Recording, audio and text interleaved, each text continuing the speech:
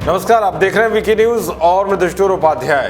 चीन की शह पर नेपाल के प्रधानमंत्री केपी शर्मा ओली भारत विरोधी रवैया अपनाकर लगातार ऐसे उठपटांग काम करने में लगे हुए हैं जो दोनों देशों के बीच तनाव पैदा कर रहे हैं। यही वजह है कि आज नेपाल में महंगाई आसमान छू रही है, जिससे वहां जनता में हाहाकार मचा हुआ है। इसके बावजूद भी पीएम ओली सुधरने के लिए तैयार नहीं है। भारत के खिलाफ साजिश रचने के लिए नेपाल के प्रधानमंत्री ने अब नई चाल चली है।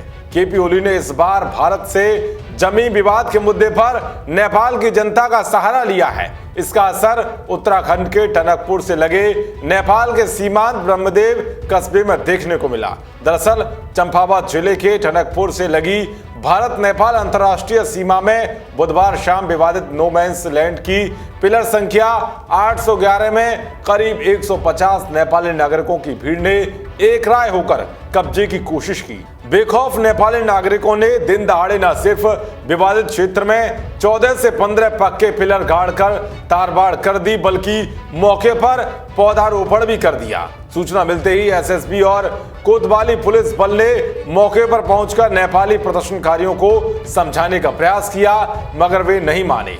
विवाद बढ़ता देख नेपाल आर्म्ड फोर्स मौके पर पहुंच गई। देर शाम तक नेपाली प्रदर्शनकारी मौके पर डटे रहे, जिस कारण अंतर्राष्ट्रीय बॉर्डर पर अचानक तनाव बढ़ गया। अतिक्रमणकारियों को अधिकारियों ने बमुश्किल शांत कराया। एसएसबी के अधिकारियों ने नेपाल प्रशासन को समझाया कि नो मैंस लैंड में नागरिकों की ओर से किए गए अतिक्रमण को तत्काल हटाया जाए, ताकि सीमा पर विवाद की स्थिति पैदा ना हो। इस पर नेपाल प्रशासन भी यथास्थिति कायम रखने की बात करने लगा। एसएसबी के कमांडेंट ने बताया कि नेपाल के अधिकारियों को अतिक्रमण हटाने के लिए बोल दिया गया है। अगर वो नहीं हटाता है तो अग्रिम कार्रवाई की जाएगी।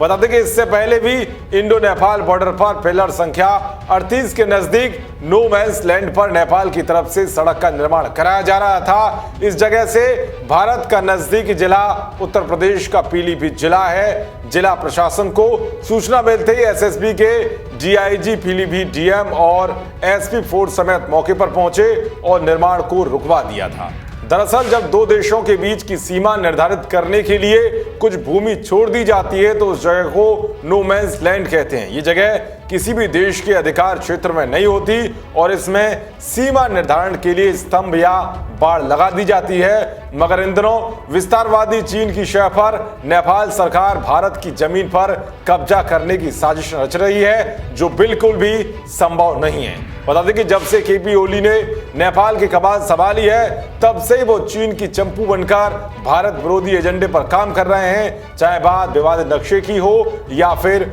अयोध्या को लेकर उलूल जुलूल बयान की। भारत और नेपाल के बीच हमेशा से ही मैत्रीपूर्ण संबंध रहे हैं। दोनों देशों का रोटी और बेटी का रिश्ता काफी पुराना है।